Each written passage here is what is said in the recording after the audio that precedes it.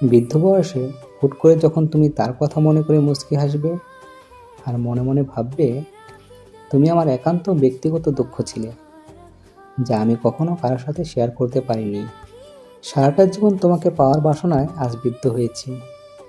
তোমাকে না পাওয়ার একরাশ বেদনা নিয়ে জীবনটা পার করে দিলাম, জানো।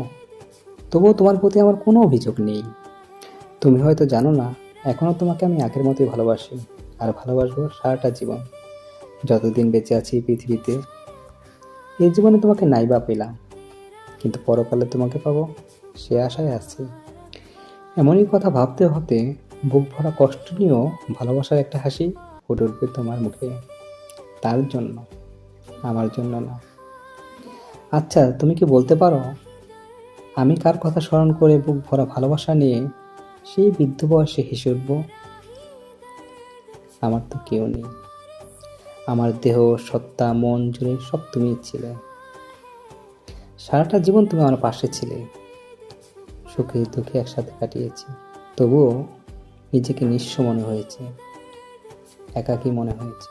কারণ আমার সত্তা তুমি ছিলে, কিন্তু তোমার সত্তায় তো আমি ছিলাম না। তাই ভাবি, সেই বৃদ্ধ বয়সে আমি কাকে ভালোবেসে স্মরণ করব? তুমি কি বলতে পারো, কার ভালোবাসার কথা স্মরণ করে আমার বুকটা ভরে উঠবে তখন?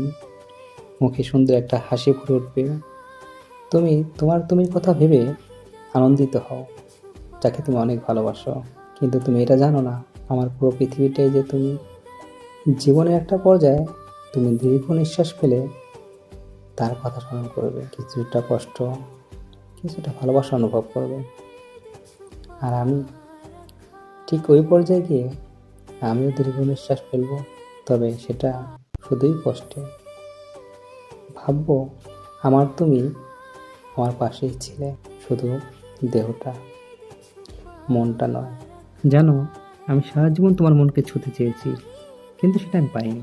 তোমার মন জয় করতে চেয়েছিলাম আমার প্রতি তোমার আগ্রহ প্রকাশ পাক, ভালোবাসা প্রকাশ পাক, কিন্তু সেটা পাইনি। আমি ব্যর্থ, সম্পূর্ণ ব্যর্থ।